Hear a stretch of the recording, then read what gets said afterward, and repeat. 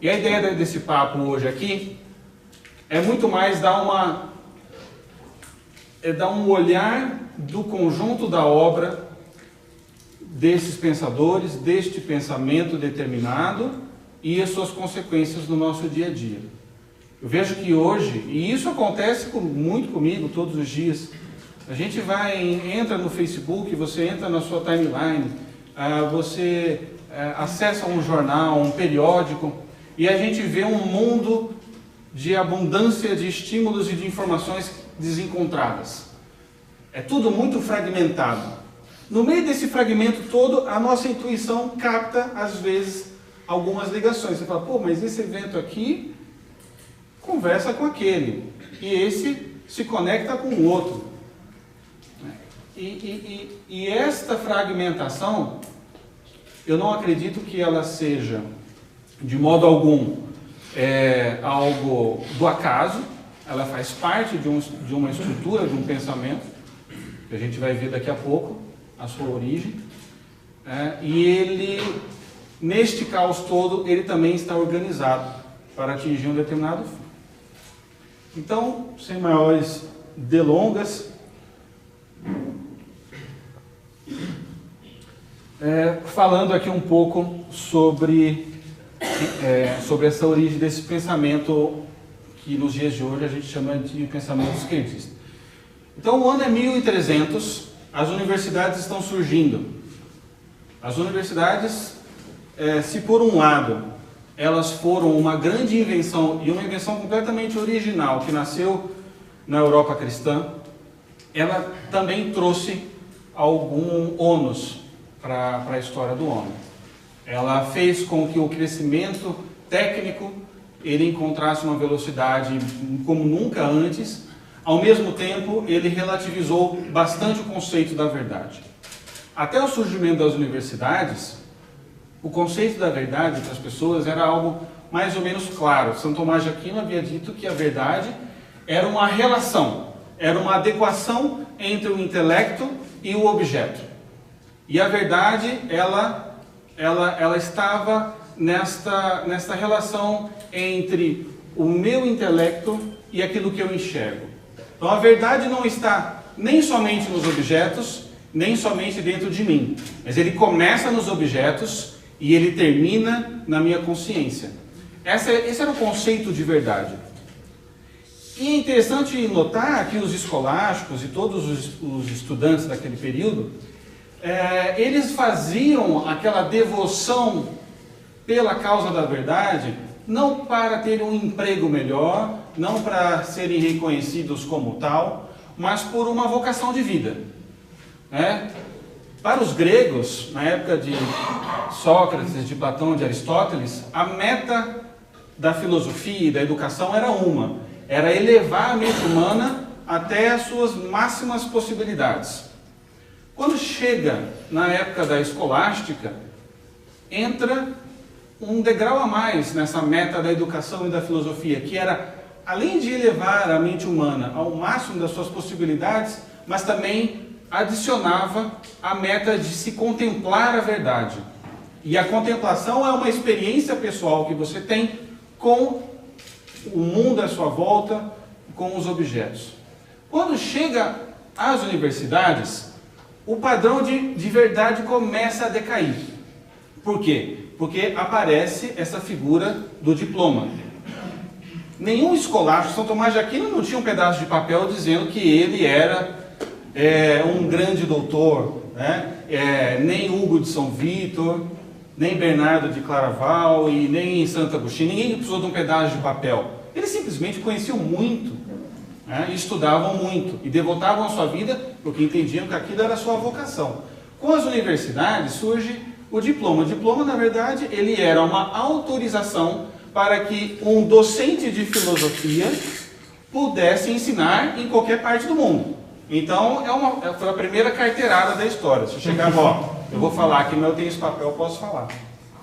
O fato é que, com a disseminação dos diplomas, você começou a ter um sério problema de autoridade. Peraí, tem um monte de gente diplomado aqui, e um está falando uma coisa, o outro está falando outra, e já não se preocupava Já não existia uma preocupação como dos escolásticos de pegar todo o conhecimento e você unificar num único edifício. Agora você começa a ter algumas verdades mais individualizadas, se a gente pode dizer dessa maneira. E em 1500, a gente tem um período onde o conhecimento técnico ele se desgarra muito do conhecimento filosófico e intelectual. É a época das navegações, é a época onde a gente vai ter as descobertas ópticas com Galileu, a gente teve um pouco tempo atrás a descoberta do heliocentrismo com Copérnico, a gente vai ter, enfim, um momento aonde o resultado técnico, e que vinha muito também pelas universidades, ele começa a ofuscar a mente daquelas pessoas, e elas começam a achar que realmente o conhecimento técnico ele era o único conhecimento necessário para se conhecer a realidade e para se descrever a realidade.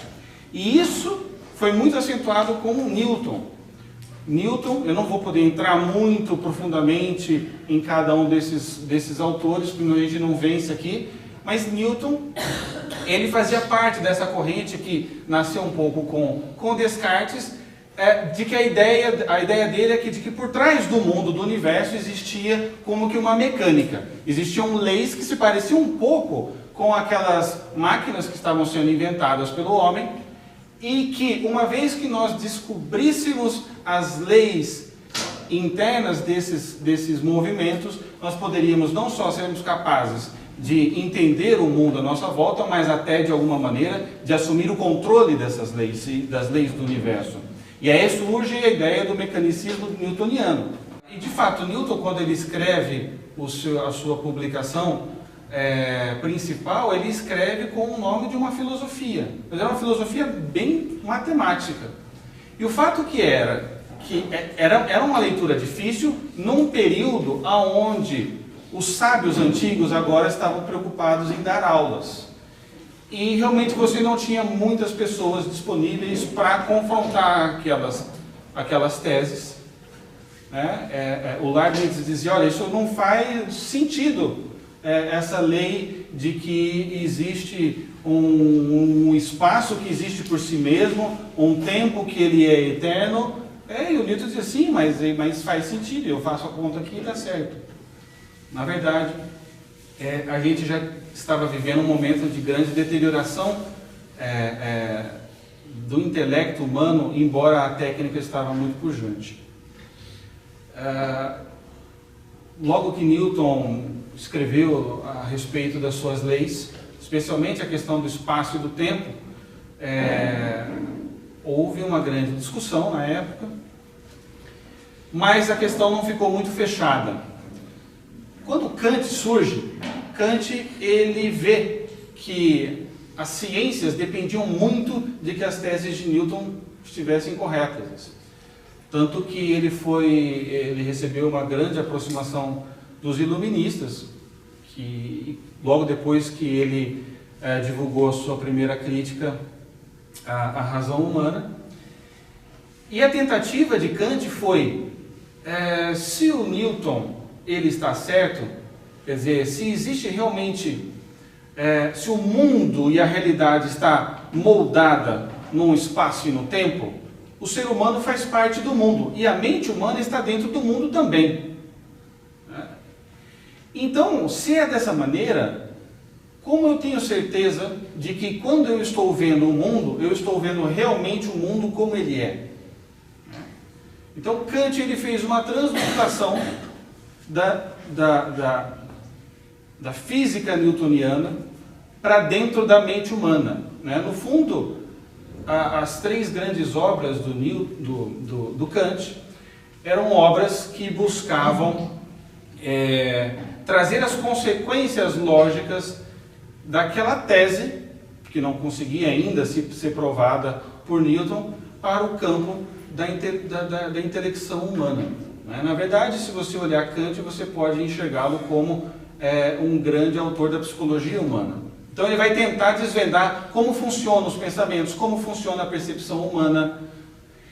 E quando Kant ele começa a trazer essa noção do espaço e do tempo, quer dizer, então o mundo ele se acomoda num espaço, né? Tomás de Aquino dizia que o espaço não existia, a única coisa que existe realmente é a extensão dos corpos. E realmente o conceito de um espaço que existe por si mesmo e que acomoda todas as coisas, ela é muito problemática, porque se você precisa de um espaço para acomodar o mundo, o universo, você vai precisar de um outro espaço para acomodar esse espaço, né? Então isso gerava um grande problema, mas ninguém estava enxergando isso. E Kant também não enxergou. Mas Kant chegou a uma certeza de que existia uma estruturação na mente humana similar à que o Newton tinha colocado na sua mecânica. Dentro da mente humana existia o espaço e o tempo, como num plano assim, cartesiano, e tudo que nós assimilávamos pelos nossos sentidos, especialmente pela nossa visão, quando entrava na nossa cabeça, eles entravam dentro desse plano cartesiano de espaço e de tempo. E assim, o conhecimento que nós tínhamos do mundo não era garantia de que batesse com a verdade. Não sei se está muito complicado. Se tiver, alguém pode levantar a mão aí também e a gente para e dá mais uma clarificada, né? O fato é que Kant, ele lançou essa sua primeira obra, chamada A Crítica da Razão Pura. E qual que era a conclusão do Kant? De que o homem, quando ele está fazendo o ato de cognoscer o mundo à sua volta, ele não tem como ter certeza de que o que ele estava captando pelos seus sentidos batia com a verdade. Então, isso ele colocou como a impossibilidade do homem conhecer o mundo a priori. Você só pode conhecer o mundo a posteriori, né? No fundo, Kant ele era um nominalista. Os nominalistas, eles eram um grupo de filósofos estudantes que não acreditavam na capacidade humana de fazer abstração. Para eles, tudo que o homem captava pelos sentidos entrava como imagens dentro da nossa cabeça. E Kant acreditava nisso também. Ele era um nominalista. Então, na hora que eu vejo um cachorro, segundo Kant, nada me garante que eu estou vendo o cachorro mesmo. Por quê? Porque uma vez que eu enxergo um cachorro, eu estou enxergando um lado do cachorro. Eu não tenho como conhecer o cachorro em si mesmo. O fato é, o que para Kant era uma limitação da capacidade do homem de conhecer o mundo, na verdade fazia parte da própria estrutura das coisas. Nenhum cachorro é capaz de se revelar a todas as pessoas ao mesmo tempo, em toda a sua totalidade, né? Quando eu vejo um cavalo de costas, e eu não consigo enxergar o cavalo em si mesmo e esgotar a sua essência e ver todos os seus lados, Kant achava que isso era uma deficiência da capacidade cognitiva do homem. Mas na verdade não. Isso é uma própria característica do mundo. Aquele cavalo não consegue se mostrar inteiramente em si mesmo, né? Isso estava muito claro para os antigos, né? Quando Tomás de Aquino dizia que a verdade era uma adequação entre a inteligência e a realidade, ele não estava dizendo que era a completa igualdade entre a inteligência e o objeto. Tomás de Aquino dizia que o ser humano jamais seria capaz de esgotar o conhecimento da essência de uma mosca. E ele estava bem com isso. Isso não impediu ele de escrever as suas sumas, isso não impediu Aristóteles de escrever todos os seus livros, e nem Platão, o mundo do conhecimento intelectual caminhava muito bem. O problema é que houve uma pretensão anterior de que a mente humana pudesse abarcar tudo, através das leis mecânicas. E aqui então você tem uma grande decepção, porque segundo Kant, quando você olha um cavalo, um cachorro, você não consegue ter acesso ao objeto em si mesmo, você não consegue conhecer inteiramente. E essa crítica da razão pura, ela no fundo, ela dizia o seguinte, que a mente humana é como uma ilha. Então assim, você está dentro de uma ilha, você sabe que tem um mundo lá fora, mas que tem um oceano gigante na sua volta, você não consegue pular, você não consegue ter certeza do que tem lá para o outro lado. Quando ele lançou essa crítica, não causou muita coisa, mas ficou uma questão muito aberta. Algumas pessoas começaram a ler aquela crítica e dizer, olha, mas Kant, é interessante, tem muita lógica. Mas, como é que faz então para um homem poder agir? Né? A gente, quando vê uma biografia de um grande santo, a gente vê que essa pessoa estava de acordo com aquilo que ele pensava. E aí vem a segunda crítica de Kant. Uma crítica que foi lançada um ano antes da Revolução Francesa, em 1788. Essa crítica chamava Crítica da Razão Prática. Nessa crítica, Kant dizia que se quando o homem está inteligindo, percebendo o mundo à sua volta, ele não tem como ter garantias de que aquilo que ele está aprendendo bate realmente com a realidade, quando o homem age, ele sim consegue ter contato com a realidade tal como ela é. Quando o homem ele age, ele tem o contato com um código moral. E para esta dicotomia, o Kant ele usava uma seguinte nomenclatura. Quando o homem ele age, ele tem acesso aos nômenos. Quando o homem intelege, ele tem acesso aos fenômenos. O que isso significa? O fenômeno é a realidade distorcida. O nômeno é a realidade tal qual ela é. Por que ele dizia isso? Porque no fundo, quando nós vamos ter uma ação moral, eu não vejo nada. Por exemplo, eu estou vendo que eu cheguei de uma viagem de 12 horas. Eu estou lá na fila da alfândega. E aí tem uma velhinha na minha frente que está muito devagar. Ela vai abaixar para pegar a bolsa, aí você fica, passo ela ou não passo? Ela não está me vendo, né? E aí você então, segundo Kant, é o momento onde você tem acesso a um código moral imediato. Você se vê diante de uma situação moral e você pode escolher uma coisa ou outra. E para Kant o homem não estava vendo nada, ele não estava vendo a realidade. Não existe a escolha aqui voando para eu conseguir pegar pelos meus sentidos. Então ele dizia, no agir o homem tem acesso aos nômenos, à realidade. E ele pode decidir agir de uma forma ou de outra. E por isso, quando o homem age, ele é livre. Essa teoria crítica da razão crítica, ela caiu perfeitamente para a Revolução Francesa, porque eles estavam justamente buscando libertar os homens da garra da fé, da garra da monarquia. Então, para você conseguir essa libertação, você precisava era agir, não pensar, né? Segundo Kant. Então, o resumo da ópera desta desse segundo juízo sobre a razão prática era do quê? Quando o homem pensa, ele não difere muito dos animais. Quando o homem age, ele se aproxima à categoria dos santos e dos anjos. O fato é que quando ele terminou de publicar, ficou uma grande questão, porque Kant havia dividido o homem ao meio. Tinha feito o homem com uma cabeça de bicho e mãos de santos. Então o homem, quando age, ele tem acesso à realidade tal qual ela é. E ele é livre e ele age moralmente. Ele pode escolher isso. Quando o homem pensa, ele está preso dentro dele mesmo. Então seria assim, quando você pensa, você está dentro da ilha. Quando você age, você pula para o oceano. Mas ficava a questão, peraí, mas como que um incapaz intelectualmente pode ser capaz de agir tão heroicamente? E aí surge o fechamento dessa psicologia humana do Kant, que é o julgamento, a crítica do julgamento. Nessa crítica, o Kant ele tenta fazer uma cola para juntar esses dois pedaços do homem que ele havia separado. E o que ele dizia? Ele dizia o seguinte, que quando o homem vai agir, ele não tem acesso ao mundo como tal, no momento em que ele está considerando aquela atividade.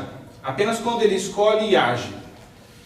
Mas, o homem pode dar esse salto para a ação, sabendo que ele está fazendo algo bom, embora a sua a razão não seja capaz de confirmar isso, porque o homem ele cria dentro do seu interior o que ele chama de julgamento reflexivo, que são três categorias, podemos dizer assim, que é a noção da beleza, do sublime e a noção da ordem.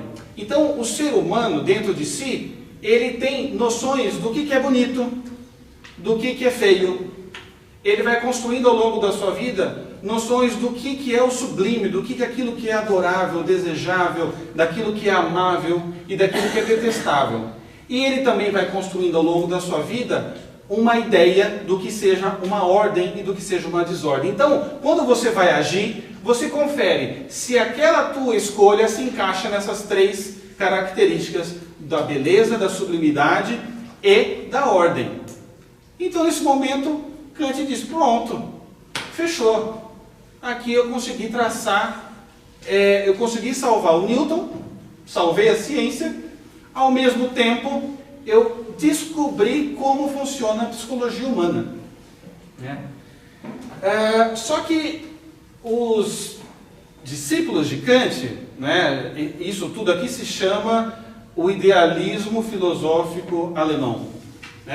Os seguidores de Kant, aqueles que vieram das gerações seguintes, disseram, olha Kant, está muito bom, eu concordo com você, o homem não tem acesso ao mundo tal como ele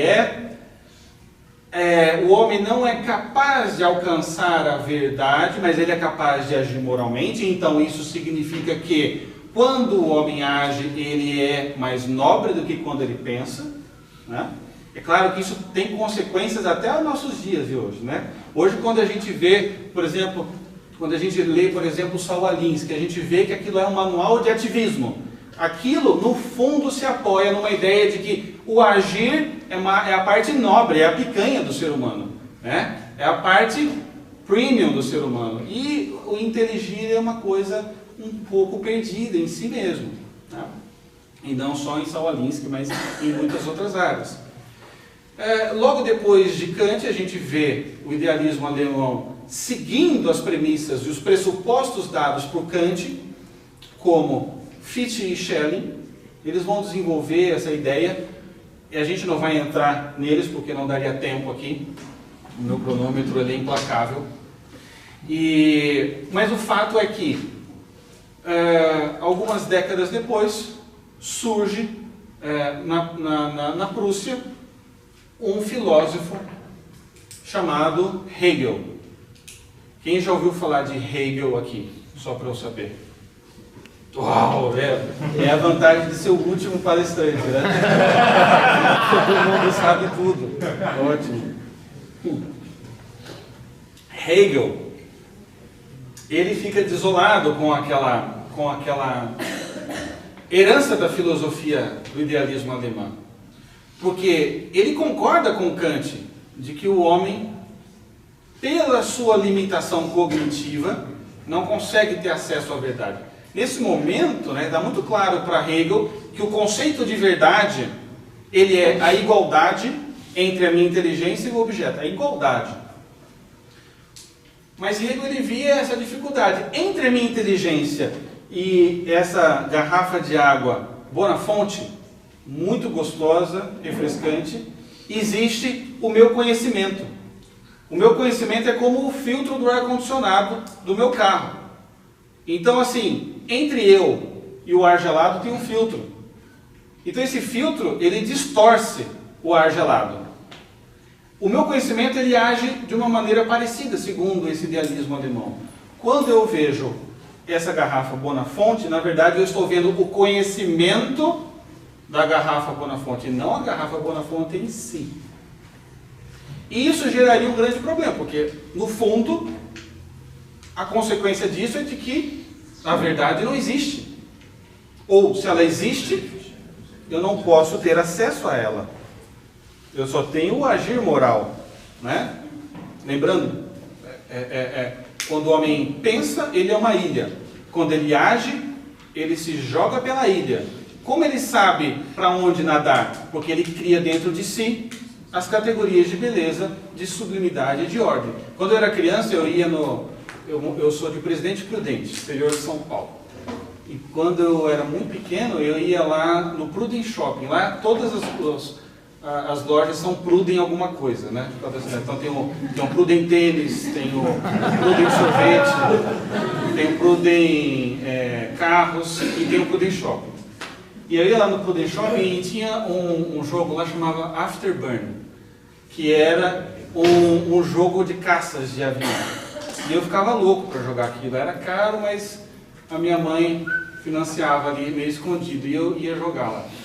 Eu gosto de trazer esse exemplo porque o que Kant havia terminado a sua vida dizendo é que quando o homem ele tenta agir, ele cria um simulador dentro de si mesmo para poder se orientar. Então é mais ou menos uma metáfora um pouco limitada, mas ela nos ajuda a entender. Então assim, eu sei voar, mas aonde que eu vou voar? Se eu não sei se existe avião. Ah, mas você constrói um simulador. Você constrói um simulador e aí você pode agir bem, né? Mas isso dentro da alma. E Hegel ele não admite a hipótese de que a verdade não exista. Ele não admite. Então, como vocês todos já estudaram Hegel, vocês sabem que quando Hegel ele se viu diante desse problema, ele passou muito tempo estudando. Vale lembrar que Hegel ele nasceu num período onde as técnicas de editoração estavam bastante avançadas e ele vivia dentro da biblioteca. Ele estudava tudo.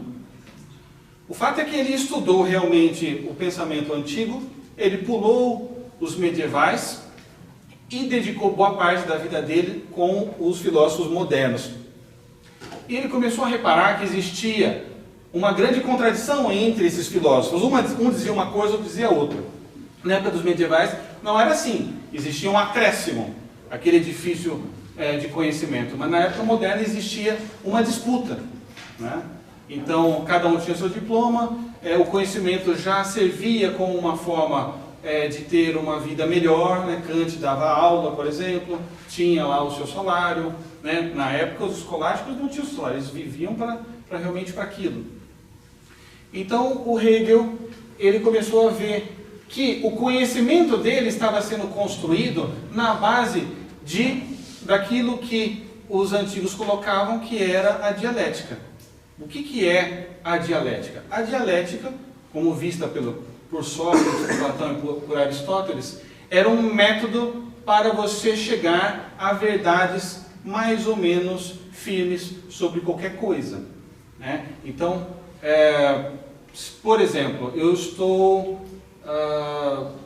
querendo conhecer uma pessoa lá no meu trabalho nova. Aí, isso é a tese. Eu tenho uma tese a respeito dessa pessoa. Aí eu olho e falo assim, esse cara não foi com a minha cara, não gosto dele. Aí você vai, põe o teu fone de ouvido e volta a trabalhar. Passa alguns dias, esse cara aqui, não sei, viu? Aí daqui a pouco, você escuta alguém falando, poxa, esse cara é muito legal.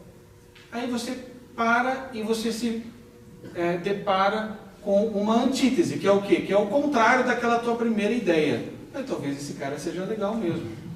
E aí você um dia vai lá no café, e aí você tromba com ele, e você fala, opa, tudo bom, tá frio, tá calor, onde você estava trabalhando antes mesmo? Legal, não sei o quê. A coisa entrosa. Então você chega numa síntese, e aí você vê que não era nem aquela tua tese, nem a tua síntese. Na verdade, tem um pouco dos dois. Esse cara é meio chato mesmo, mas ele não é mau, vai. Não vou julgá-lo, né? Então, para os antigos, esta era uma forma mais ou menos segura de você ter certeza sobre a realidade. Você cria uma tese, a maneira de você verificar se essa tese procede é você fazer um contrário dela, que é a antítese, e depois desta confrontação surge uma síntese. E Hegel começou a ter um insight. Poxa, o meu conhecimento, ele também caminha dessa maneira. E quando eu vejo os filósofos modernos, eu vejo que Kant é a sua tese, aí chega Fichte, que é a antítese, aí chega o Schelling, que é a sua síntese, e eu estou aprendendo desta maneira. Então, o Hegel ele chega à seguinte conclusão. Não, a verdade ela existe, mas ela é um processo que está ocorrendo na história. Mas isso não eliminava o problema do filtro do conhecimento que eu acabei de falar. Então, Hegel ele dá um salto, ele diz, bom, a verdade existe porque eu estou encontrando a verdade, mas qual que é a maneira da verdade existir se existe um filtro na minha cabeça? Aqui é onde ele dá um salto, que ele diz o seguinte, a única maneira de existir uma verdade é se existir um espírito universal, e esse espírito universal, ele está criando um processo de tese, de antítese e de síntese na história do mundo, para chegar a se conhecer plenamente. Né? Então, é uma ideia muito doida no primeiro momento, mas ela tem muito lógica, porque Hegel ele vê que a única maneira da verdade existir é ser, bom, agora ela não existe, mas talvez no futuro ela exista. E ela será o resultado final de um processo de dialética. Uma dialética que se move pela história. Então ele cria essa teoria, ele cria essa espécie de Deus panteísta, mas que não tem nada de divino, mas é uma espécie de Deus panteísta que está em todas as coisas, que é o Espírito Universal, e ele criou o mundo, e nós, e todas as coisas, como a sua antítese, como uma maneira dele ter uma confrontação entre si mesmo e a sua antítese e chegar à síntese da verdade. Né? Eu até pedi para gravar essa aula, para depois vocês apertarem pause e dar e ouvir isso 58 vezes, porque é muito difícil mesmo. Né? Mas Hegel levou isso muito a sério, porque ele viveu um processo de descoberta do conhecimento através da dialética. Então, o Hegel começou a olhar para a natureza e ele vê, poxa, olha só a árvore, como que a árvore surge? Primeiro cai uma semente, a semente é a tese. Aí a semente precisa, que é viva, precisa do seu contrário, que é morrer para sair dela um arbusto. Isto é a sua antítese. E a árvore então é a síntese. E ele começou a olhar que isso acontecia em várias outras partes da natureza. Então o mundo estava se estruturando como tese, antítese e síntese. Se alguém chegasse para o Hegel e falasse assim, Hegel, existe a verdade? Ele diria, talvez, muito provavelmente, a verdade, ela ainda não existe, mas ela vai existir. E nós estamos caminhando para ela. E como eu descobri isto, eu sou a síntese final do conhecimento. Todos os que vieram antes de mim, eles estavam fazendo tese, antítese e síntese. E aí dessa verdade nova saiu uma nova antítese e uma nova síntese. E dessa briga toda saiu o primeiro ser na história que percebeu tudo isso, que sou eu, esse que vos fala. E eu atingi o absoluto. Né?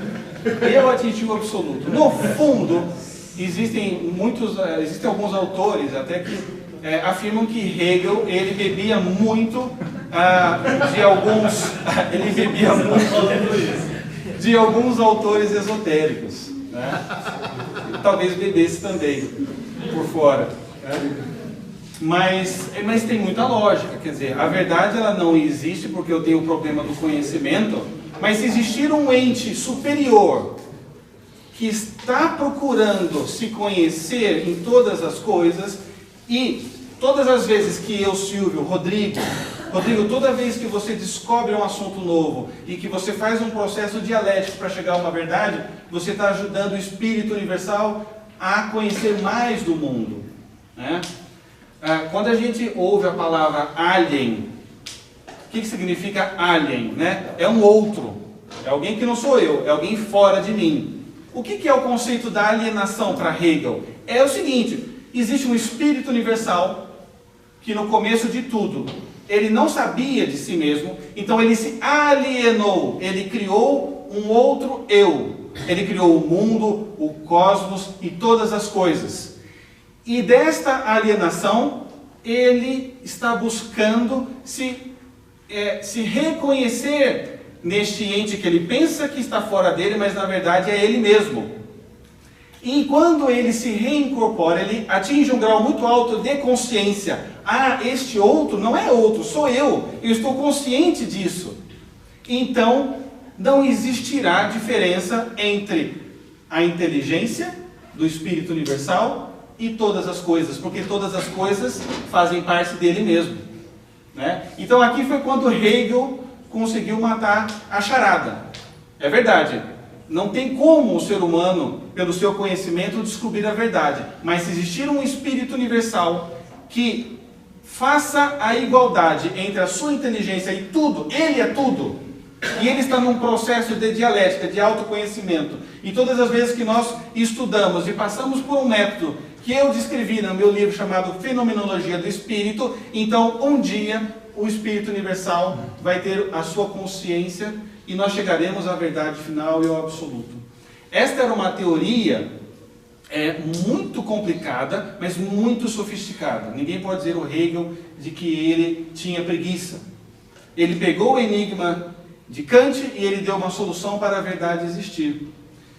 Quando Hegel ele morreu, ele deixou este livro, Fenomenologia do Espírito, que era uma obra única na história da filosofia moderna, porque ele havia sido, até então, o primeiro filósofo a provocar nos seus alunos um método para a descoberta da verdade, algo que os antigos, especialmente os escolásticos, faziam, né? Quando chegou a filosofia moderna, eles tentaram condensar a verdade num papel, num livro, né? Então, eu posso captar a verdade, ou descobrir que a verdade não existe, e colocar num papel, imprimir e está resolvido. Hegel ele diz que não, que para se chegar à verdade era necessário um processo de autoconsciência. E o seu livro era um método de ascese, que lembrava muito os livros dos escolares, especialmente o Opúsculo do Modo de Aprender de Hugo de São Vítor, que é um livrinho fascinante e é um livro muito mais simples e fácil e rápido do que a Fenomenologia do Espírito, e que ensinava os seus alunos a arte de meditar e de contemplar a verdade. Então, nesse sentido, Hegel foi único na história da filosofia moderna, né? Como diria o Mário Ferreira dos Santos, não existem problemas insolúveis, existem problemas mal formulados, né? E o problema da filosofia de Kant é que ele era realmente uma teoria mal formulada. Só que se você parte do pressuposto de que ele está certo, você vai chegar numa coisa doida como essa de Hegel. E os discípulos de Hegel, eles começaram, sabe o quê? Olha que interessante. Como Hegel dizia que ele era o ápice da síntese dessa tomada de consciência do Espírito Universal que agia na história, o príncipe da Prússia ficou muito contente, porque, pô, esse cara mora aqui, ó, pertinho de mim, eu conheço ele, gente. Olha aqui, ó, tirar uma selfie aqui, ó, Hegel, cara, e ó, da Prússia, gente, tá, brotherzão. Então é o seguinte, ó, se o Hegel, ele tá aqui na minha região, significa que também as minhas instituições são o suprassumo do intelecto do Espírito Universal, né? Não é à toa que o ensino compulsório nasceu ali, né? Porque existia uma certeza muito grande de que eles tinham, eles estavam no ápice do intelecto da história humana. Então vamos tratar de exportar todas as nossas instituições. E os alunos de Hegel começaram a receber financiamento estatal, uma espécie de lei Rouanet da época, né, para aprofundar a tese do Hegel em favor ali da Prússia. Acontece que os hegelianos eles se dividiram em duas facções. Uma facção de direita, que dizia que a história estava acabando ali mesmo, aquela era a síntese final, e existia aqueles que seguiam um dos furos da tese de Hegel, que dizia o seguinte: não, gente, ó, Hegel falou aquilo, mas ele é a síntese, mas depois da síntese pode vir uma nova antítese. Então, eles eram os hegelianos de esquerda, e os hegelianos de esquerda começaram a criticar tudo em sua volta, inclusive aquela monarquia, as instituições da Prússia, começaram a fazer oposição política a tudo. Começaram a criticar tudo, porque o método de Hegel ensinava que para você chegar à verdade, você precisava de pancadaria, de confrontação de ideias. E aí, Marx era um desses, né? E nesse momento, eles perderam a bolsa deles, a Bolsa Prússia. Eles perderam, né? Marx sofreu com isso. Tem um livrinho aqui chamada aqui As Três Fontes, por Lenin, onde Lenin ele descreve esse processo, dizendo que o Marx ficou muito pobre e tal.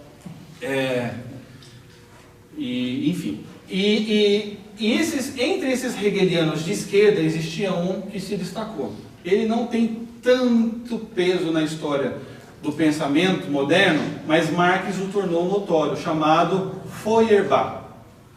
O que dizia o Ludwig Feuerbach? O Ludwig Feuerbach dizia o seguinte: olha, gente, está tudo certo, o Hegel é o cara, mas essa história de espírito universal, isso aí, tá com nada. Não existe espírito universal. Ele está certo, tudo o resto. Existe um motor na história que se move através da dialética, mas não tem espírito universal nenhum. São os seres humanos que se movem em bloco e que pensam juntos, e que criam tese e antítese e síntese, e assim a humanidade vai evoluindo. Asterisco. Quando a gente vê Charles Darwin dizendo sobre a questão da evolução, não foi ele que inventou isso, tá? Quem inventou isso foi Hegel. Hegel antecipou a teoria evolucionista em muitas décadas, certo? Essa ideia de que existe uma evolução e que necessariamente tudo que vem de novo é melhor do que é o antigo, essa é uma ideia genuinamente hegeliana, tá? Depois incorporada por Darwin, que começou a perceber que realmente existia um padrão dialético também na natureza e tudo mais, e depois, tivemos a incorporação das ideias do Darwin no darwinismo social, com Margaret Singer, que depois deu origem, em paralelo, às teses de eugenia, né? Então, o homem também está em evolução, então existem antíteses humanas por aí que precisam ser superadas por uma síntese e tudo mais, né? Não é à toa que a Alemanha e a Prússia estão no coração das duas guerras mundiais. Não dá para aprofundar isso aqui agora. Mas realmente se faz muito, tem muita conexão.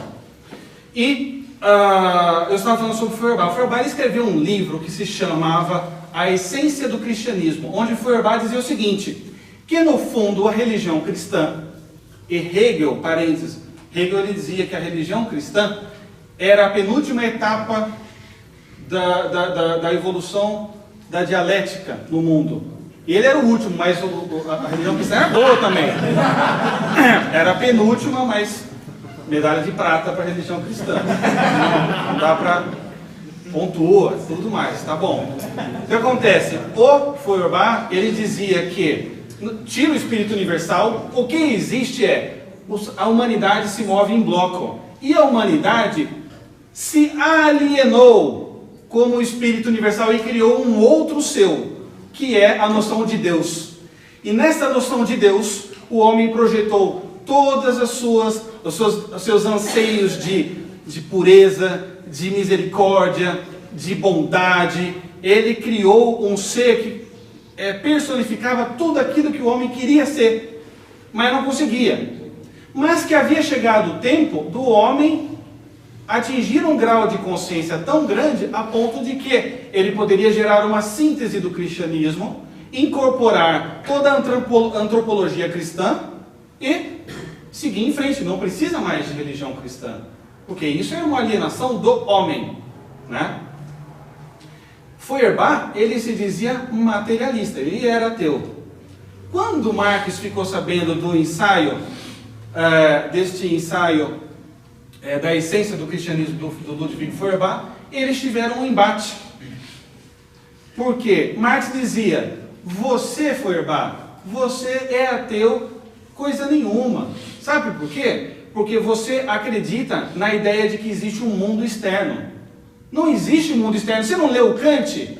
O Kant ele diz que só existe o agir humano. O homem não tem capacidade de descobrir e perceber e ter certeza de que o mundo externo existe. E quando você acredita que o mundo externo existe, você está implicitamente dando crédito a um Criador. Você acredita na criatura, você está falando que não acredita no Criador.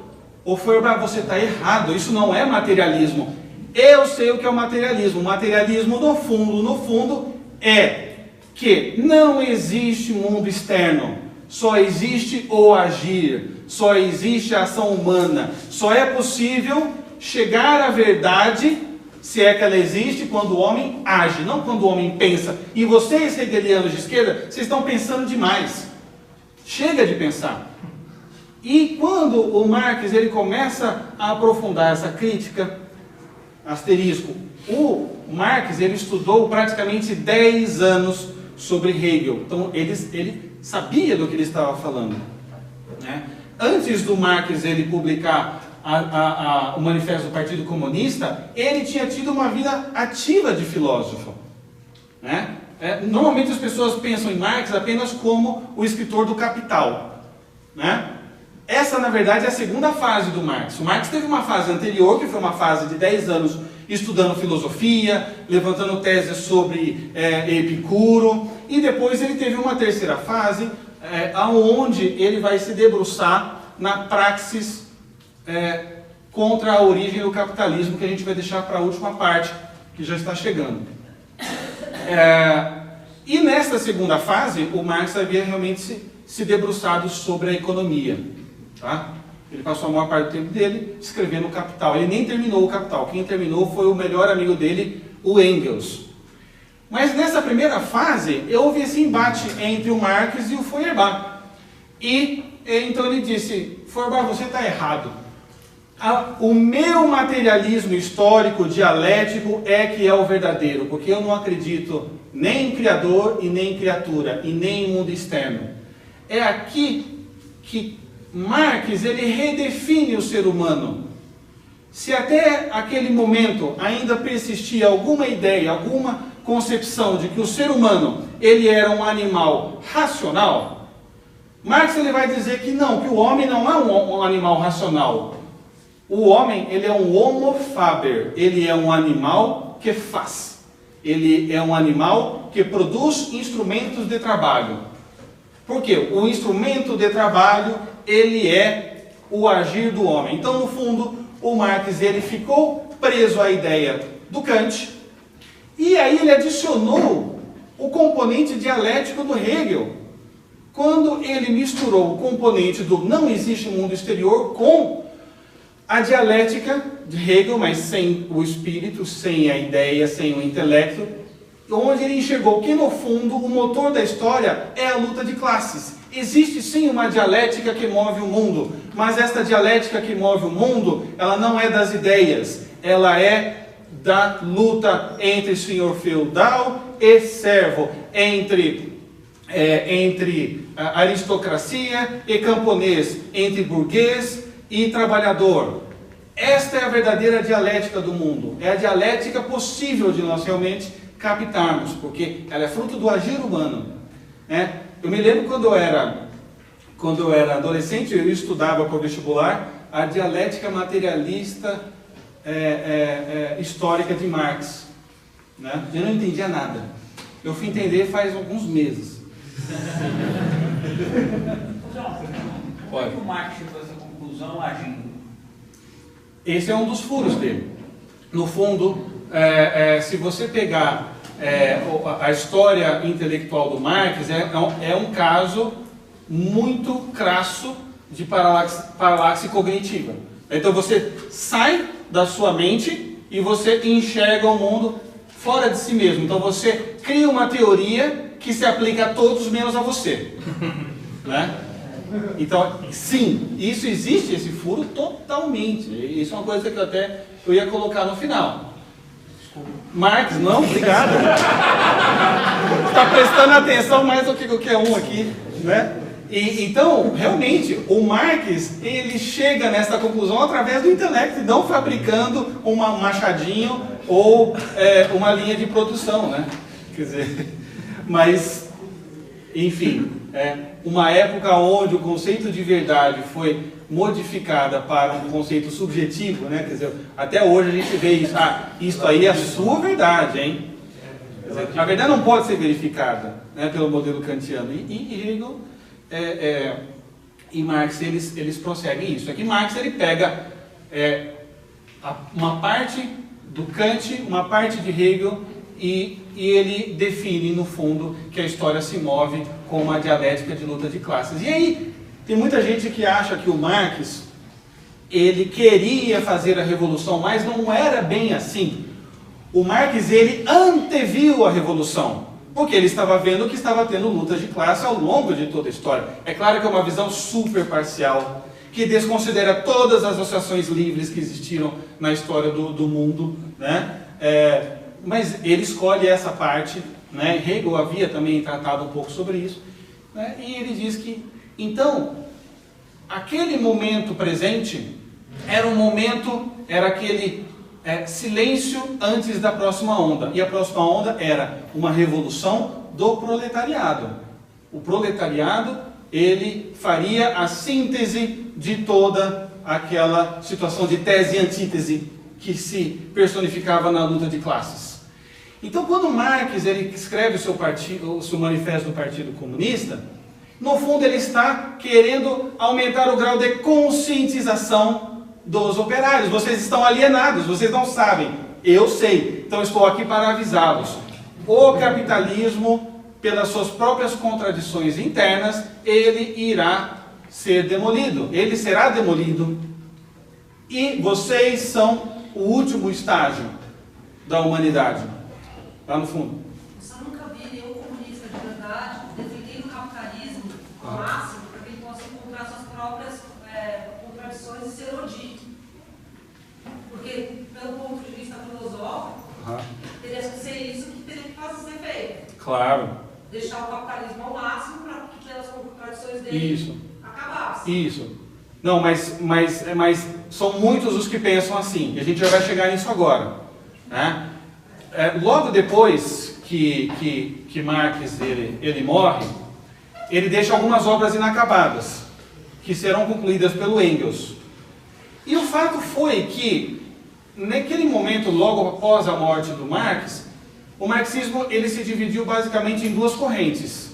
Tá? A corrente russa, onde estava acontecendo a Revolução Bolchevique, por Lenin, e estava acontecendo um marxismo muito alemão. O marxismo alemão, ele se caracteriza por uma paciência. Eles estavam como que esperando a revolução chegar.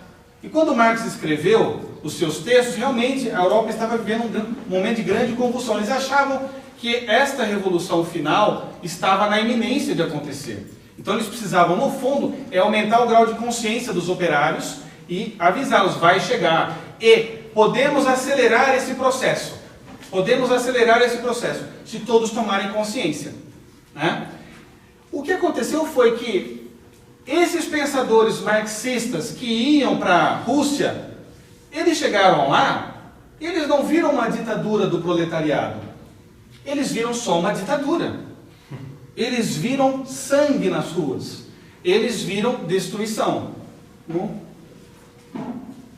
Marx ele dizia que a revolução do proletariado, ele seria, na verdade, o penúltimo estágio para chegar na utopia, porque o último estágio mesmo seria o desmantelamento do Estado. E quando esses marxistas da Alemanha foram para a Rússia, eles viram que, na verdade, não estava tendo nenhuma ditadura do proletariado, que era só ditadura, que aquilo era uma corrupção sem fim e que aquilo era uma subjeção do homem sobre o homem. Quem estava no partido mandava mais. E dentro do partido você tinha pessoas que se sobrepunham, né? Inclusive, Bertrand Russell, ele foi um dos que conheceram, ele teve uma reunião de 1 hora com o Lenin, e ele voltou de lá e escreveu uma carta dizendo que aquilo que ele tinha visto não tinha nada a ver com o que tinha sido prometido. Então, os marxistas da Alemanha se dividiram em duas partes. A primeira parte era a parte liderada por Eduard Bernstein, que deu origem ao Partido Social Democrata da Alemanha e que deu origem à linha do PSDB. Tá? Então, é esta linha que diz o seguinte: olha, Marx estava certo, tudo beleza, mas não vai haver uma revolução, tá? Não vai existir uma utopia, mas tudo o resto a gente pode aproveitar. A gente pode fazer um modo de gerar esta sociedade ideal, que é igualitária, onde todos são iguais, onde não há diferenças de classes, de renda e de nada. Então, através da ferramenta da justiça social, sabe-se lá o que é isso. Eu sei que justiça social, todo final do mês no meu Lerite tem lá justiça social e vai um montão do meu dinheiro embora, né? Para a justiça social. Eu não vejo esse dinheiro depois. Mas surgiu então esta linha do Edward Bernstein. Inclusive, se você procurar entre a fundação do PSDB, ele é citado. E uma outra linha na Alemanha, que foi o que deu origem mais aos partidos comunistas no resto do mundo, que realmente estão querendo acelerar a revolução. O PCB, o Partido Comunista, todos os partidos comunistas do mundo vieram dessa segunda linha, que sim acreditavam que a revolução ia vir e que era preciso mesmo acelerar esse processo e conscientizar os operários do mundo todo. Operários unidos, vocês não estão sabendo, mas vai chegar e vai ser demais. Só quebrar o gelo um pouco.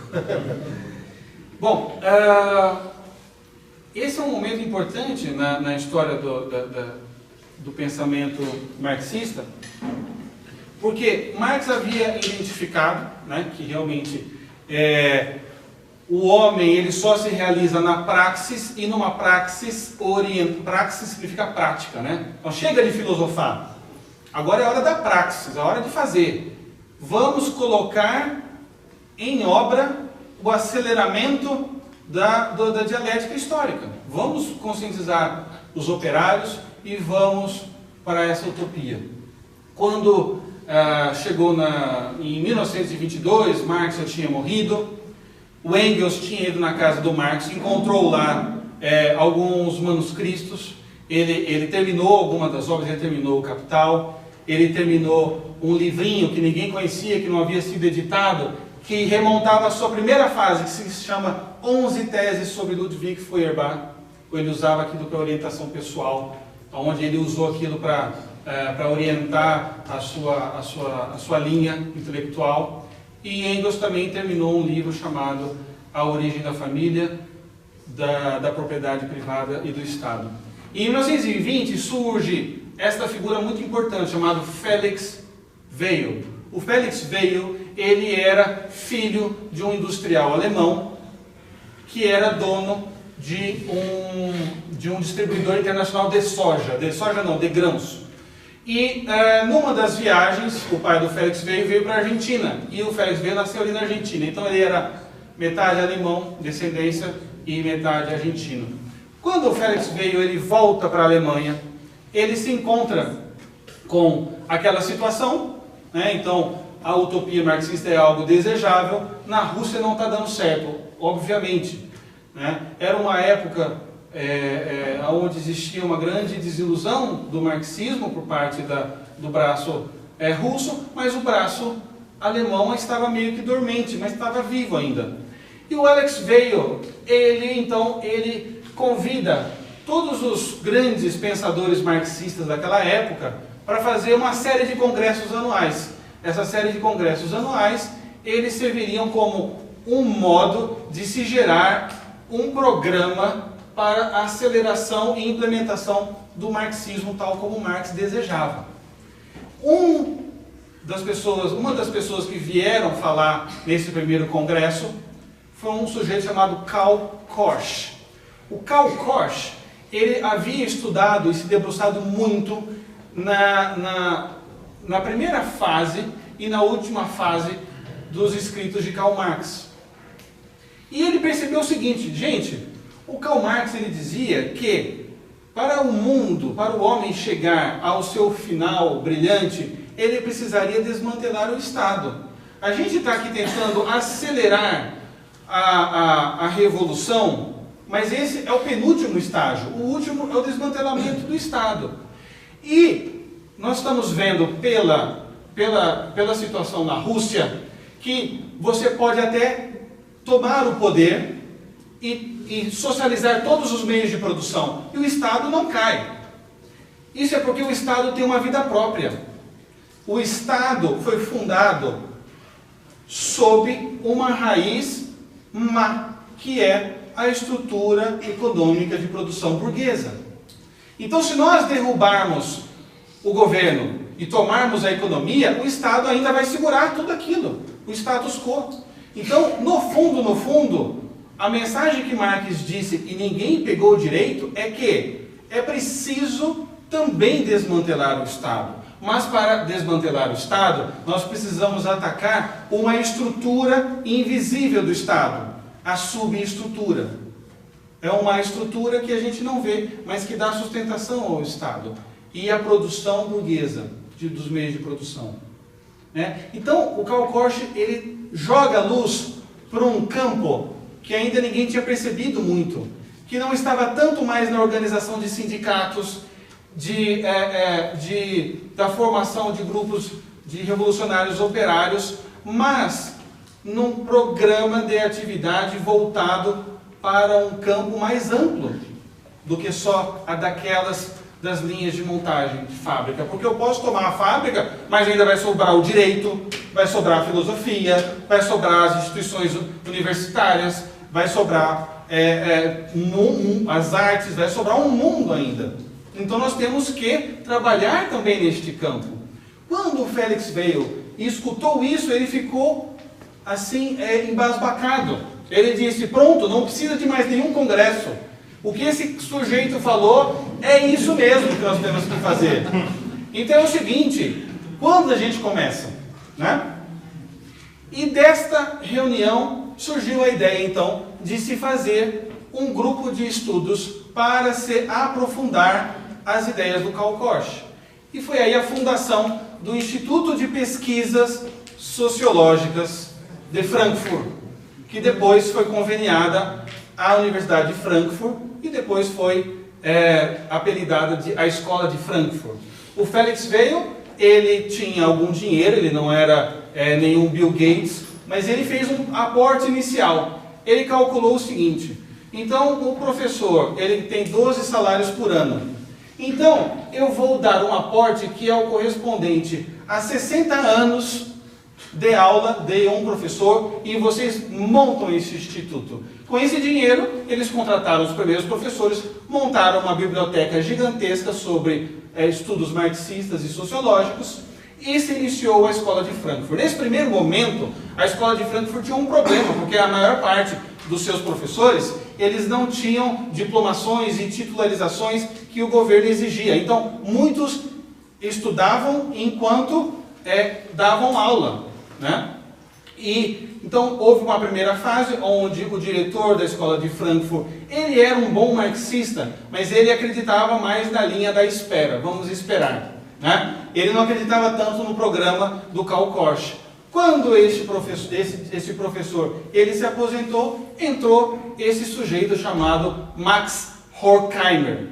Quem que era Max Horkheimer? Era um amigo do Karl Korsch e que dividia todas as ideias do Karl Korsch, de que sim, nós precisamos mesmo atacar o Estado. A gente vai chegando na última parte da nossa conversa, eu peço que vocês assim deem esse último respiro, realmente para captar essas ideias, porque elas são muito importantes. O Max Horkheimer, ele começou a se debruçar sobre o problema do Karl Korsch, de que existia uma subestrutura abaixo, invisível, operando no sistema burguês, e de que, no fundo, este Estado, que era o Estado que precisava ser desmantelado, ele se erguia dessa subestrutura.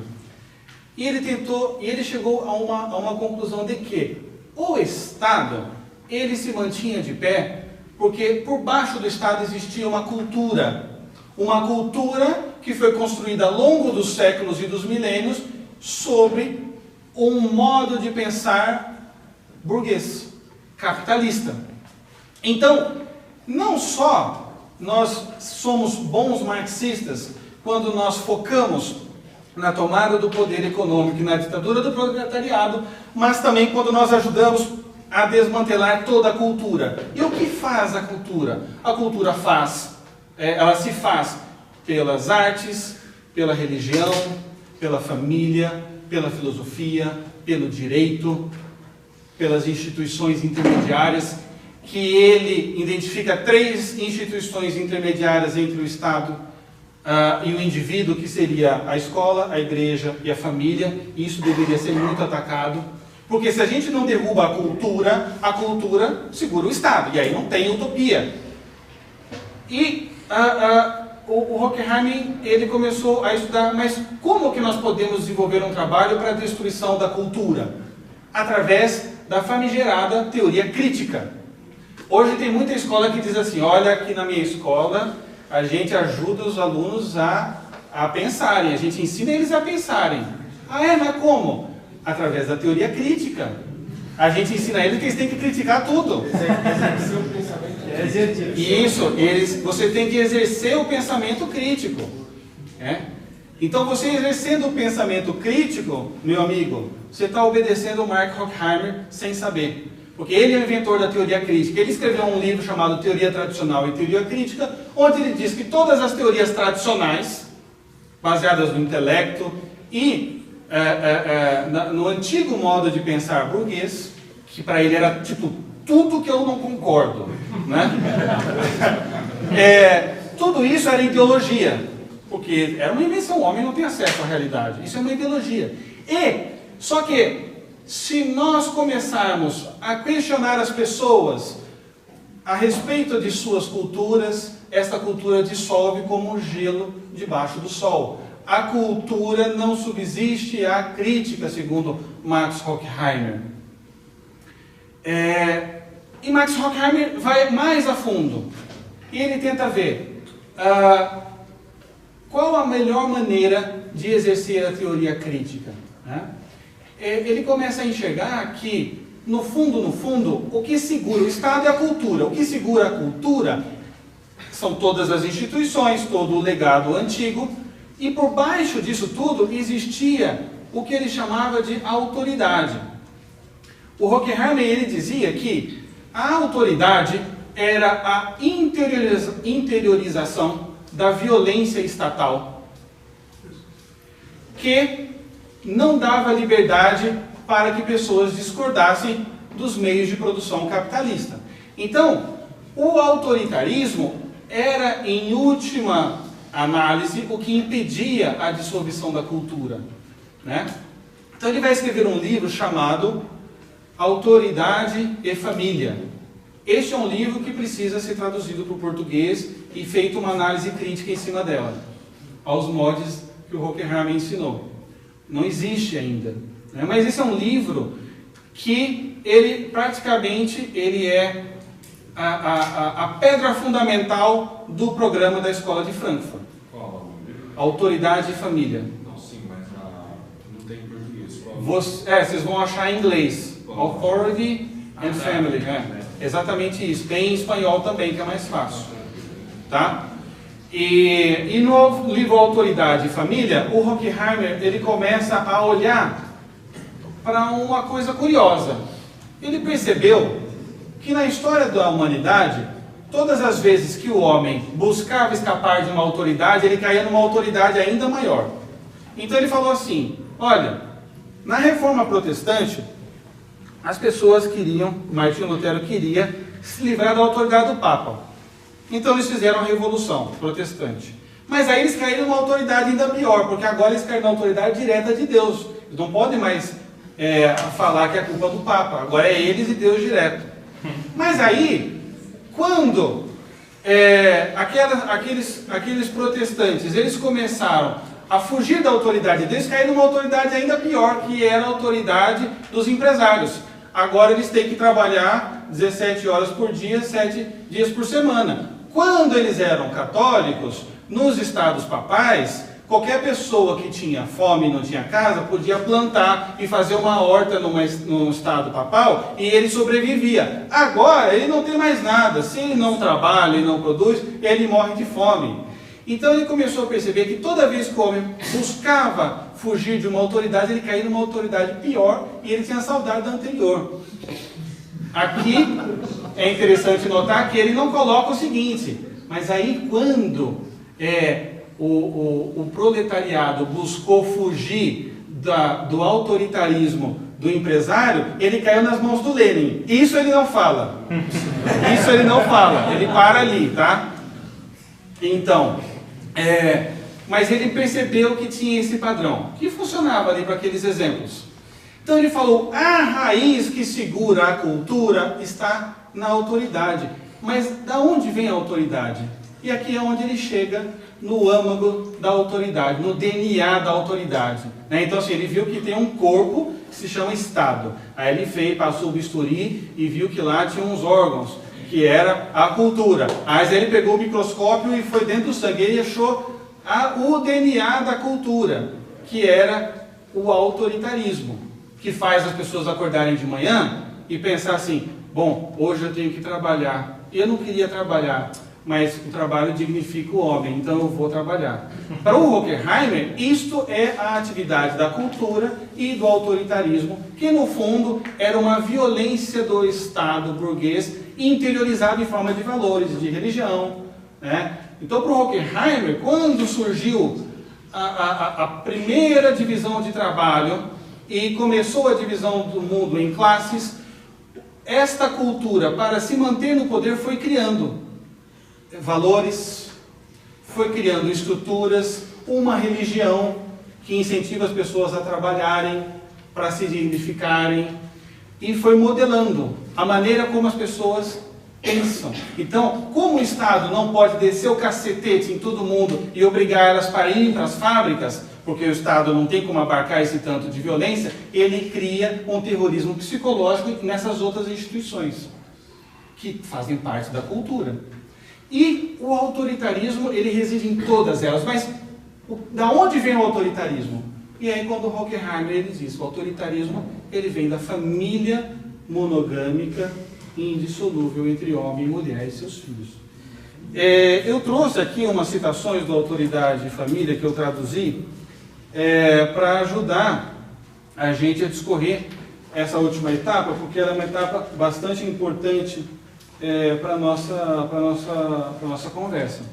Então ele diz o seguinte, embora, por exemplo, a consciência moral, o senso e a concepção do dever se tenham desenvolvido em ligação muito estreita com a coação e a necessidade dos mais diversos tipos, e devam mesmo ser interpretadas em larga medida como força interiorizada, como a lei exterior incorporada à própria alma, elas, no entanto, representam, afinal, na estrutura psíquica dos indivíduos, forças específicas com bases nas quais eles não só se submetem ao existente, mas também, em certas circunstâncias, se opõem a ele. Então ele está dizendo o seguinte, que a cultura cria certos valores, certas estruturas psíquicas que obrigam as pessoas a se submeterem ao sistema vigente. E ele é tão sofisticado que às vezes ele permite que alguns se oponham, inclusive ao sistema, para dar uma aparência de legitimidade. Então ele diz assim, suas esferas, portanto os hábitos, costumes, arte, religião e filosofia, em seu entrelaçamento, sempre constituem fatores dinâmicos na conservação ou ruptura de uma determinada estrutura social. A própria cultura é, a cada momento isolado, um conjunto de forças na alternação das culturas. Né? Então aqui ele está dizendo que os hábitos, os costumes, a arte, a religião e a filosofia, entrelaçados, eles constituem fatores de conservação dinâmica. Então eles vão mudando, mas é uma mudança que engana as pessoas e faz que elas fiquem sempre dentro daquele quadrado ali e impeçam elas de se revoltarem contra o sistema. Né? E aí ele diz o seguinte, aqui é onde ele dá o salto para a família. E é onde ele fala aqui que às vezes essa violência interiorizada que te obriga a agir de um jeito que você no fundo não quer, ele permite que você se oponha a ele para dar ar de legitimidade, também dentro do casamento. Então ele diz assim, a associação entre ternura e sexualidade é historicamente condicionada e não é de forma alguma um processo original e natural ao homem. Assim como a amizade e a fidelidade se tornaram natural ao homem. Eles estão entre os elementos que atuam sob um determinado papel em certos contextos de desenvolvimento social. Ou seja, a ternura entre um homem e uma mulher no ato sexual, isto é um condicionamento psicológico. Isto é uma invenção da ideologia burguesa para fazer com que o homem submeta a esposa e a escravize. Então ele finge a opressão com um ar de ternura que não é natural ao homem para mantê-la escrava, para mantê-la refém da sua opressão. Isso pode nos assustar, tá? Mas é o que muita gente pensa, concorda e propaga, certo? E aqui ele dá um salto, então, para esse campo da autoridade nascendo dentro da família. E ele diz o seguinte: ele, o pai, quem é pai aqui? Estou falando para vocês, ó. Ele, o pai, é o senhor da casa, porque ele ganha o dinheiro, ou pelo menos o possui. Ou seja, vocês exercem uma submissão em suas esposas e em seus filhos, porque vocês têm o dinheiro e vocês têm a força física. Se eles se opuserem, eles vão ficar pobres, vão morar na rua e vão passar fome, né? E ele diz o seguinte: o que isso gera? Um desespero da mulher e das crianças, a privação de qualquer felicidade na vida, a exploração material e física consequente da hegemonia econômica da figura paterna, do pai. Tem esmagado a humanidade nos últimos séculos, mas não menos do que na antiguidade, exceto por alguns períodos e regiões muito limitados, né? Então, a exploração material e física na família, ela é real, ela é produzida pelo patriarcado. Quem já ouviu falar nisso?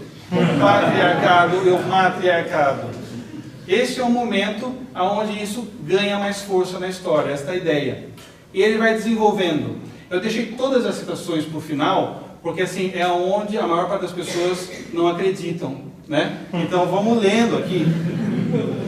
E ele diz assim, ó: o mundo espiritual em que a criança cresce em consequência de tamanha dependência, bem como a forma como ele imagina as pessoas do mundo real, seus sonhos e desejos, suas ideias e julgamentos, são todos dominados pelo pensamento do poder de dominação do homem sobre o homem, de comando e obediência. Então, assim, a criança, quando ela nasce, e ela vê que ela nasceu numa casa que tem uma mãe que é ótima e um pai que detém o dinheiro e a força física, e exige obediência, e às vezes a mulher está em complô contra a criança e exige: ó, obedece seu pai, moleque, né, e dá um pescotapa no menino, né, ele entende que é assim que funciona o mundo, onde uns dominam sobre os outros, onde os fortes dominam sobre os fracos, onde aquele que detém o dinheiro oprime aquele que não tem.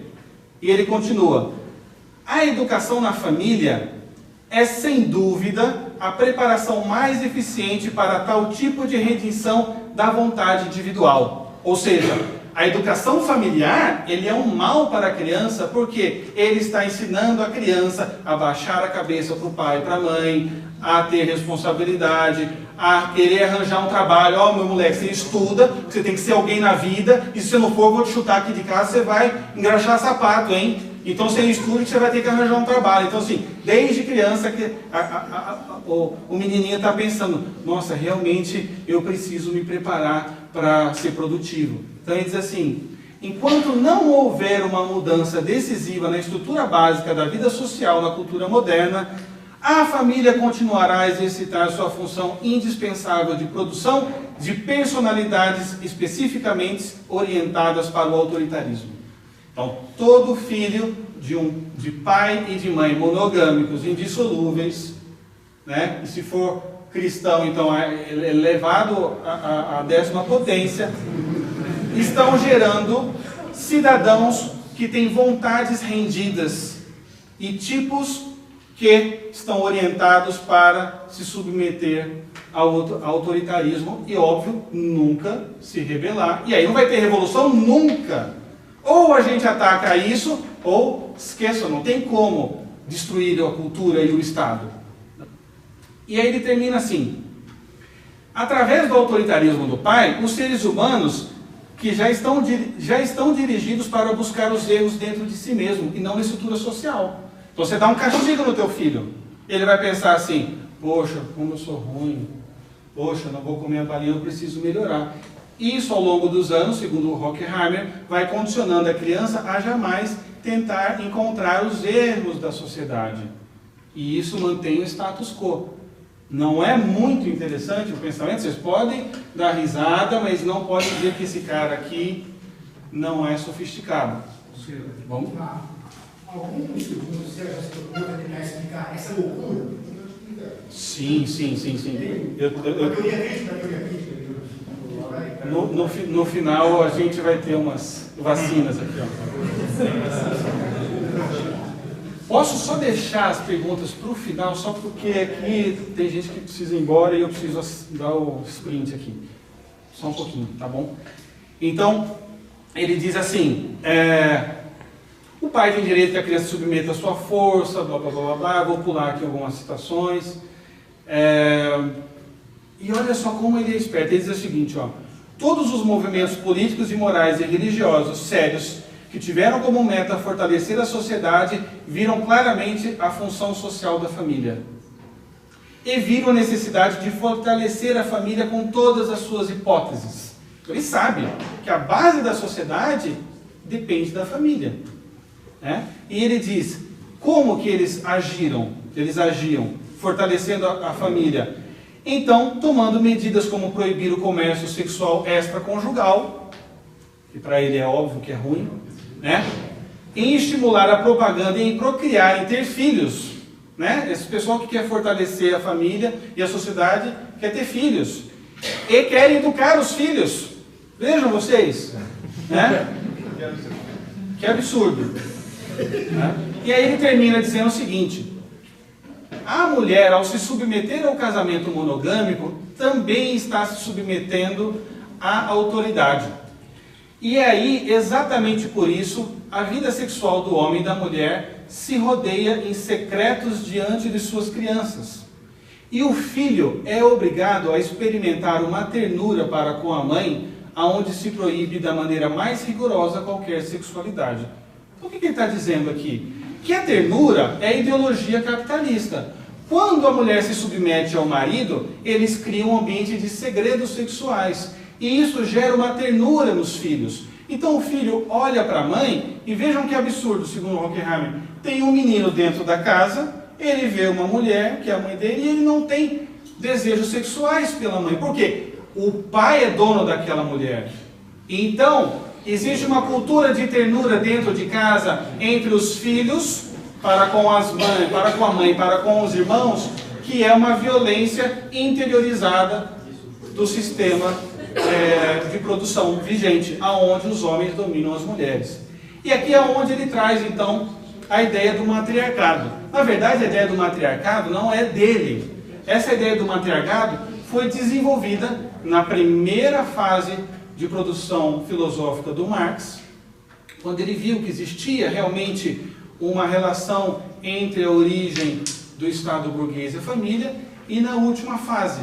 Ele deixou escrito, o Marx, um livro que foi terminado por Engels, chamado A Origem da Família, da Propriedade Privada e do Estado. E lá, o Horkheimer vai buscar as bases para este programa da Escola de Frankfurt. A Escola de Frankfurt, isso é importante que fique claro, é mais marxista do que Marx. Mas muito mais. Por quê? Porque eles voltaram às bases hegelianas de Marx e trouxeram as bases hegelianas para todas as esferas humanas. E aqui o Horkheimer cita o Marx e o Engels e diz o seguinte, né? Isso aqui foi originalmente escrito no livro A Ideologia Alemã, do Marx com Engels. A primeira divisão do trabalho é a que se faz entre homem e mulher para a procriação dos filhos, né? E aqui ele diz: a monogamia nasceu da concentração de grandes riquezas nas mesmas mãos, as de um homem, e do desejo de transmitir essas riquezas por herança aos filhos deste homem, excluídos os filhos de qualquer outro. Aqui ele cita de novo o Engels e o Marx. Esta foi a experiência mais decisiva da história humana, né? Então, de onde surgiu essa ideia? O Marx, no fim da vida dele, ele já tinha intuído lá na primeira fase da vida dele que existia alguma conexão entre sociedade burguesa e a família fundada no casamento entre homem e mulher e seus filhos. E no fim da vida dele, ele escuta falar do trabalho de um cara chamado Lewis Morgan. Lewis Morgan escreveu um livro chamado The Ancient Society, onde ele descreve certos hábitos entre uma população de índios norte-americanas que só se explicavam por uma origem aonde existia o matriarcado, aonde existia a seguinte estrutura social familiar. Não existia casamento, as mulheres tinham relações sexuais com todos os homens, as mulheres sabiam quem eram seus filhos, mas os homens não sabiam quem eram seus filhos. Conforme o tempo foi passando e a agricultura foi se desenvolvendo, os homens saíam para trabalhar na agricultura e começaram então a armazenar grandes riquezas da agricultura. E eles pensaram que eles precisavam deixar aquela riqueza toda nas mãos de um herdeiro, mas eu não sei quem que é o meu filho. Então aqui houve a primeira divisão de trabalho e a primeira opressão, segundo o Marx lendo o Lewis Morgan. O homem criou o casamento para sequestrar aquela mulher, saber de quem era o filho, ter certeza que aquele filho era seu e deixar uma herança para assim o sistema de produção seguir adiante. Tá? Gente, isso é só uma ideia de um escritor norte-americano.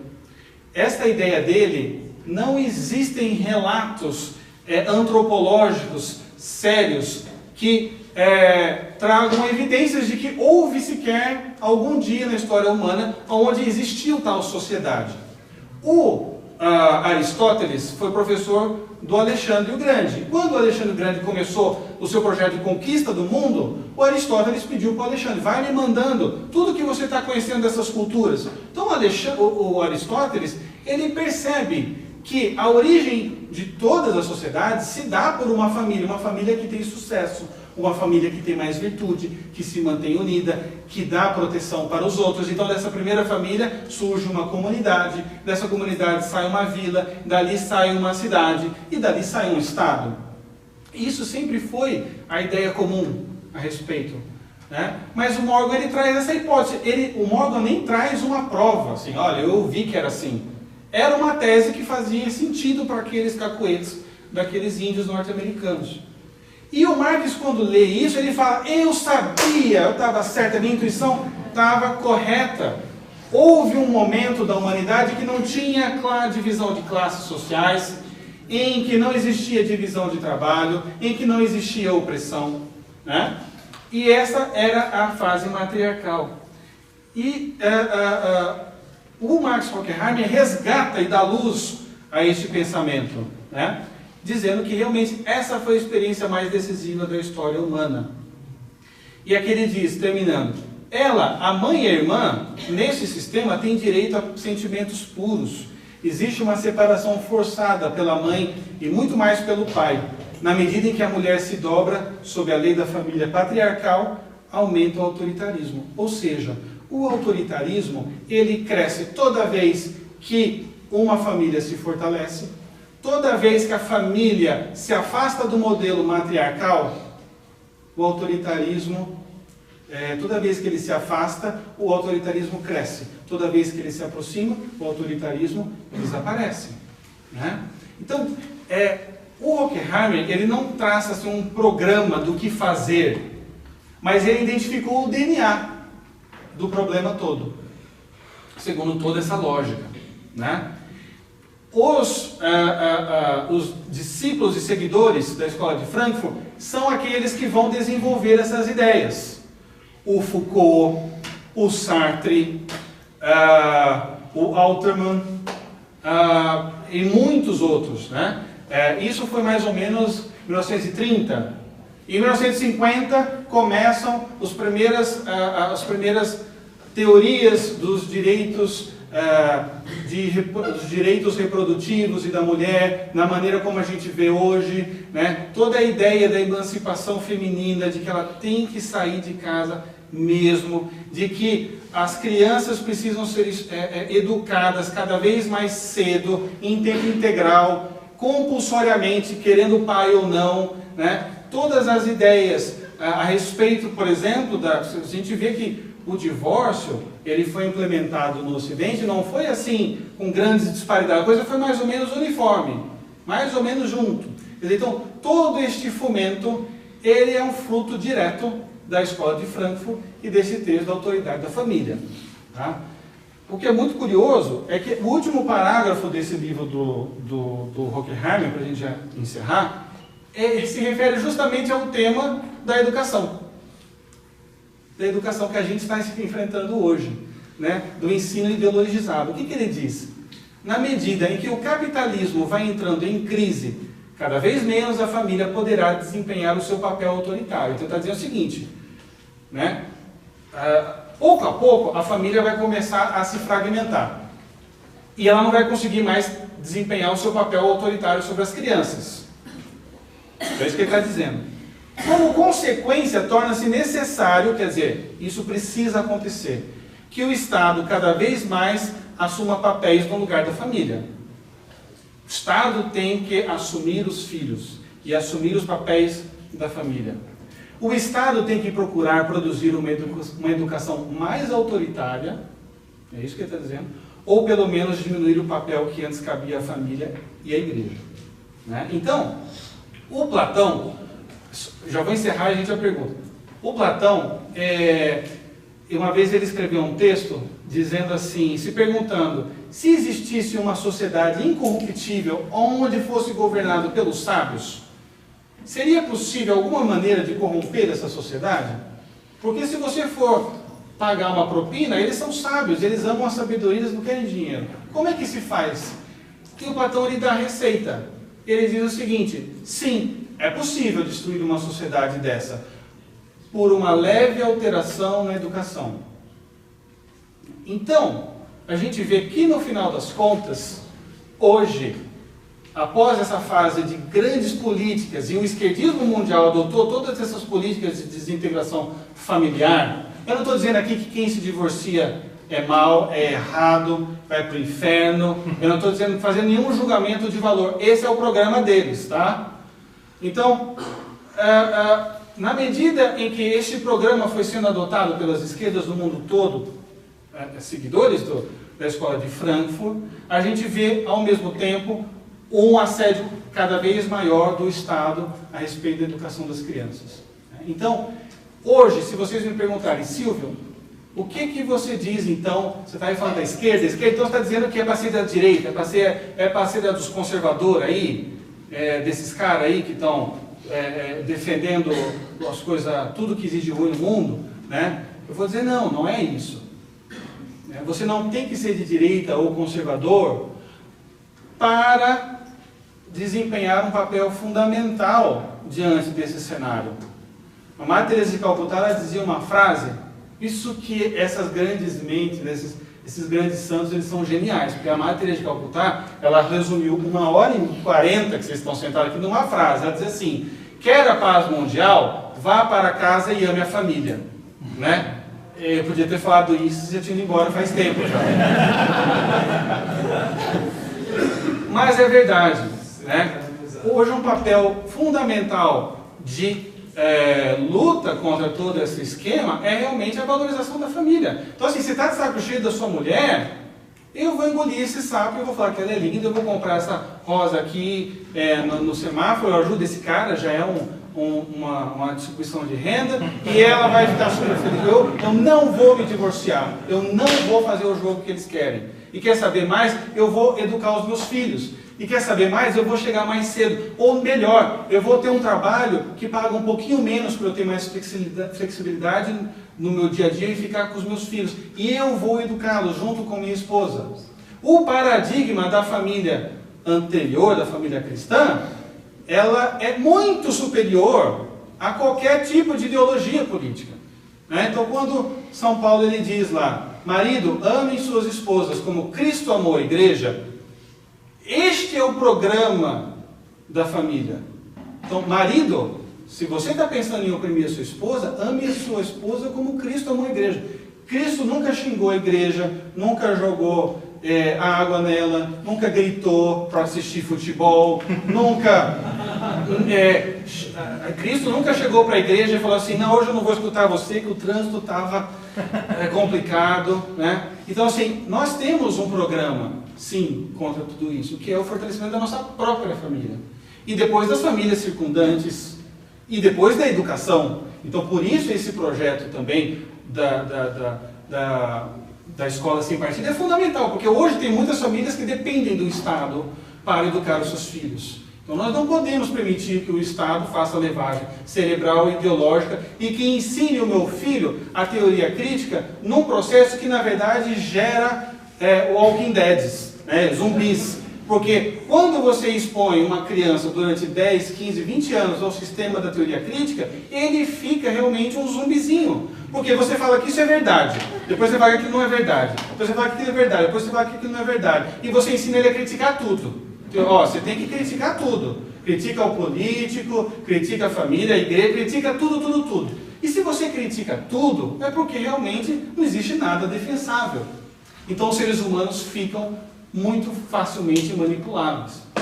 Então, hoje, o papel de atuação de todas as pessoas de bem é o do fortalecimento da família, porque a gente vê as estatísticas do desmantelamento da família, e elas não estão gerando um mundo melhor, elas estão gerando crianças que não conhecem a sua origem, perdidas nas drogas, completamente desorientadas, que acabam na violência.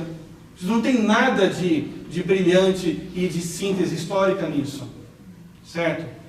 Por isso é importante, eu comecei dizendo aqui, o papel da filosofia, como dizia Pindar, é lembrar o homem, é tirar o zoom. Se você ficar no quadrado do racionalismo kantiano, você vai cair nisso, não existe verdade, não existe nada.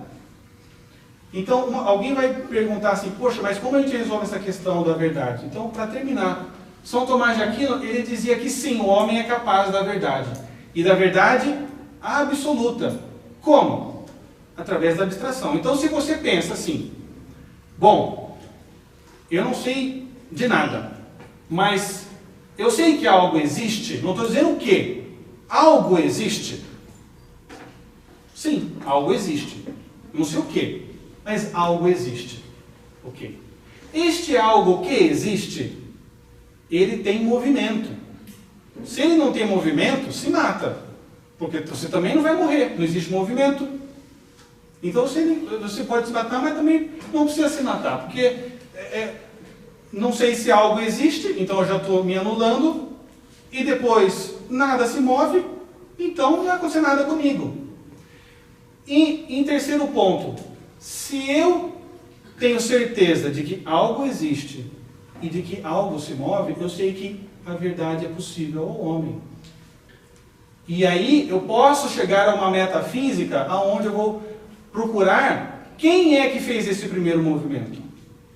Que Aristóteles chamava do motor imóvel. Se existe um movimento no universo, quem fez o movimento anterior, ele foi movimentado por alguém. Quem fez o movimento anterior foi movimentado por... Então, tem que existir um primeiro motor. E esse primeiro motor não pode ser corporal. Porque se eu bato e gero um movimento, eu tenho uma reação contrária. Então, o primeiro motor tem que ser espiritual.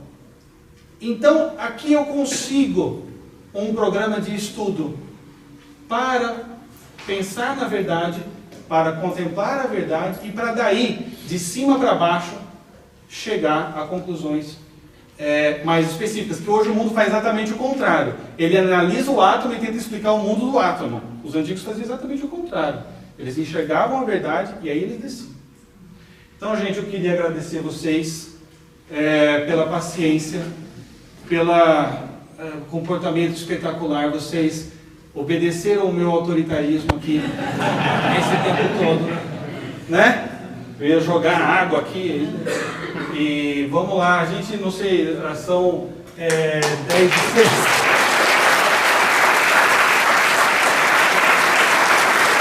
Obrigado.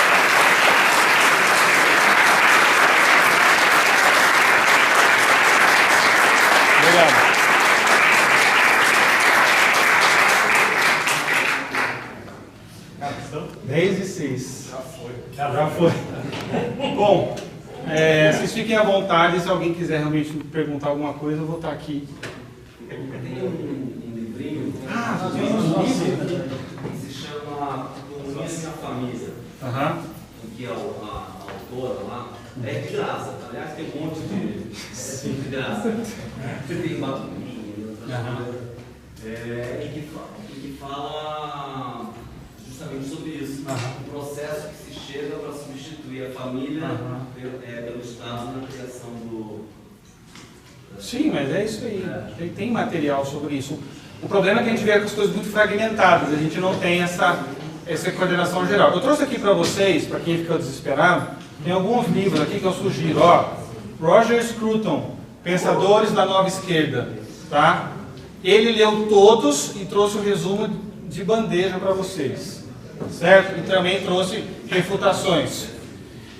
O Hegel dizia que o mundo se move numa estrutura de inteligência que ela se move através da dialética.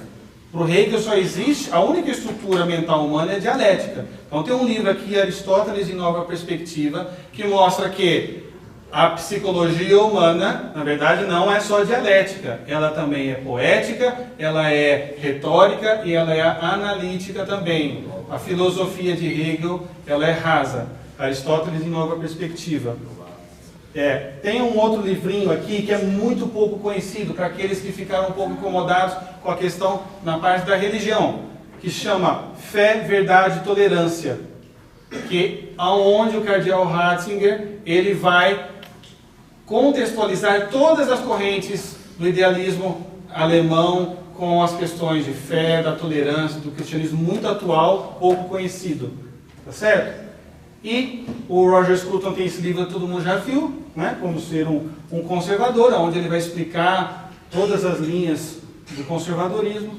E depois, esse outro que é o Poder Global, a Religião Universal, do Juan Cláudio Sanahurra, que também é bem farto de documentação.